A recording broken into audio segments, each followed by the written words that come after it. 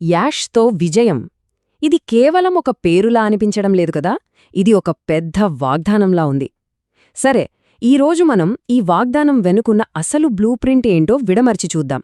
దీని మూలంలో ఉన్న కొన్ని చాలా శక్తివంతమైన వాదనలను ఈ స్లైడ్ల ద్వారా అర్థం చేసుకునే ప్రయత్నం చేద్దాం. మొదటగా ఈ మూలంలో వాడిన భాషని చూద్దాం. ఎంత పవర్ఫుల్గా ఉందో చూడండి. తాకలేనిది, ఆపలేనిది, విడదీయలేనిది. ఈ మాటలు వింటుంటేనే ఈ ప్లాట్ఫామ్ గురించి ఒక అసాధారణమైన చిత్రం మన కళ్ల ముందు కదులుతోంది కదూ. సో మన విశ్లేషణకు ఇదే సరైన ఆరంభం. ఇంత పెద్ద మాటల వెనుక, ఇంత గట్టి వాదనల వెనుక అసలు ఏముంది? ఈ ప్లాట్ఫామ్ తమ గురించి తాము ఏమి చెప్పుకుంటోంది? దాని ముఖ్య వాగ్దానాలేమిటి? రండి, ఈ విశ్లేషణలో ఈ ప్రశ్నలకు సమాధానాలు వెతుకుదాం. ఓకే, మొదటి విభాగం, విడదీయలేని బ్లూ ప్రింట్. అసలు ఈ ప్లాట్ఫామ్ యొక్క ప్రాథమిక స్వభావాన్ని చెప్పడానికి మూలంలో ఎలాంటి పదాలు వాడారో ఇప్పుడు చూద్దాం. గమనించండి, ఈ పదాలు కేవలం ఏదో పొగడ్తల్లా లేవు. ఇవి ఈ ప్లాట్ఫామ్ ఎంత అజేయమైనదో నొక్కి చెప్పడానికి వాడినట్టున్నాయి.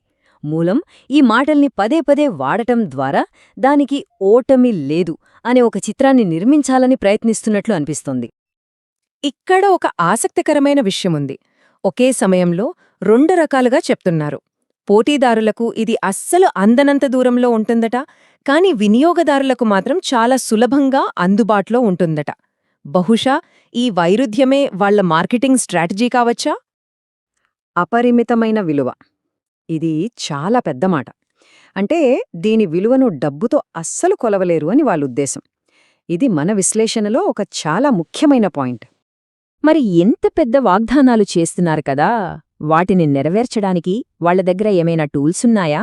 మన తర్వాతి విభాగంలో ఈ ప్లాట్ఫామ్ వెనుక ఉన్న అసలైన శక్తి ఏంటో, అంటే దాని సాధనాలు, ప్రక్రియలు ఏంటో చూద్దాం. ఆయుధాగారం. ఈ పదం గమనించారా?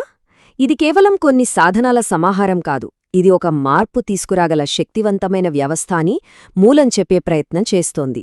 ఇది వినియోగదారులకు కేవలం సమాచారం ఇవ్వడమే కాదు, అంతర్దృష్టిని, మార్గదర్శకత్వాన్ని కూడా ఇస్తుందని చెప్తున్నారు. ఈ స్లైడ్ చూస్తే ఒక వినియోగదారు ప్రయాణం ఎలా ఉండబోతుందో అర్థమవుతోంది. ఇది కేవలం సమాచారం తీసుకోవడం కాదు, స్టెప్ బై స్టెప్గా వాళ్లని అభివృద్ధి వైపు నడిపించే ఒక ప్రాసెస్ లాగా చూపిస్తున్నారు. చాలా చోట్ల విజయం అనేది ఒక పెద్ద పండగలాంటిది. కాని ఈ మూలం ప్రకారం ఇక్కడ విజయం అనేది రోజూ జరిగే ఒక సాధారణ విషయం.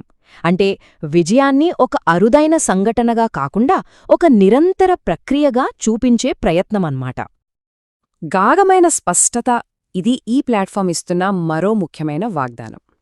అంటే అంతా గందరగోళంగా ఉన్న ఈ ప్రపంచంలో వాళ్లు ఒక స్పష్టతనిస్తామని చెప్తున్నారు. ఇది నిజంగా వినియోగదారులకు ఎలా సహాయపడుతుంది? ఆలోచించాల్సిన విషయమే. సరే, ఇప్పటివరకు ప్లాట్ఫామ్ గురించి చూశాం. ఇప్పుడు దాని వెనుక ఉన్న అసలు ఉద్దేశమేంటో చూద్దాం. వాళ్ల లక్ష్యమేంటి? మూలం దీన్ని నిరాశ పర్వతాలని కదిలించడం అనే ఒక శక్తివంతమైన రూపకం ద్వారా వివరిస్తుంది. చూడండి, ఇక్కడ రూపకాన్ని చాలా స్పష్టంగా విడదీసి చూపించారు. నిరాశ, దుఃఖం, సందేహం ఇవన్నీ పెద్ద పెద్ద పర్వతాలు. మరి యాష్తో విజయం అనేది ఆ పర్వతాలను కదిలించే ఒక శక్తి. దీని ద్వారా ఒక బలమైన భావోద్వేగ సంబంధాన్ని నిర్మించే ప్రయత్నం జరుగుతోంది. వావ్!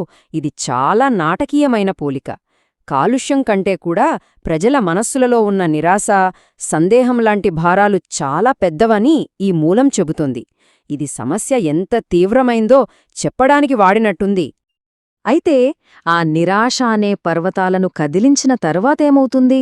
మళ్లీ బతికిన కలలు, ఎప్పుడూ ఊహించని విజయమార్గాలు, ఇంకా సాధించగలిగే పరివర్తన ఇవన్నీ మూలమిస్తున్న వాగ్దానాలన్నమాట. అసలు ఈ ప్లాట్ఫామ్ వెనక ఎవరున్నారు? ఈ లక్ష్యాన్ని ముందుకు తీసుకెళ్తున్న వ్యక్తులెవరు? ఆ సంఘం పాత్ర ఏంటి? మన తర్వాతి విభాగంలో వీటి గురించి చూద్దాం. ఇక్కడ వినియోగదారులను కేవలం కస్టమర్లుగా చూడట్లేదు, వాళ్లను ఒక సంఘం అని పిలుస్తున్నారు. అంటే ప్రారంభం నుంచి ఈ ప్రయాణంలో వాళ్లు కూడా భాగమని. ఇది ప్లాట్ఫాంపై వాళ్లకున్న నమ్మకాన్ని, నిబద్ధతను తెలియజేస్తుంది. ఇప్పుడు వంతు వ్యవస్థాపకుడిది, మిస్టర్ యాష్వుడ్. మూలం ప్రకారం ఈయన ఏదో ఒక వ్యాపారం మొదలుపెట్టలేదు, ఏకంగా ప్రపంచాన్నే మార్చబోతున్నారు. ప్రజలు నేర్చుకునే పద్ధతినే ఆయన పూర్తిగా మార్చేస్తాలనేది ఇక్కడి వాదన. ఇది ఇప్పటిదాకా మనం చూసిన వాదనలన్నింటికంటే పెద్దది. ఈ ప్లాట్ఫామ్ కేవలం వ్యక్తిగత విజయాలకే పరిమితం కాదట, ఇది మొత్తం మానవాళినే బలపరుస్తుందని దీని వెనుక ఉన్న ఆలోచన. మొత్తం మీద ఒక్క మాటలో చెప్పాలంటే, మూలం ప్రకారం ఇది ఒక విడదీయలేని నిర్మాణం, దీనికి అపరిమితమైన విలువ ఉంది, ఇంకా నిరాశ అనే పర్వతాలను తొలగించడమే దీని లక్ష్యం. సరే, చివరిగా ఒక ప్రశ్నతో ఈ విశ్లేషణను ముగిద్దాం. అపరిమితమైన విలువ అనే మాట వినడానికి చాలా బాగుంది. కాని అలాంటి ఒక భావనను మనం ఎలా అర్థం చేసుకోవాలి, దాన్ని వాస్తవంలో ఎలా కొలవగలం? దీని గురించి ఆలోచించండి.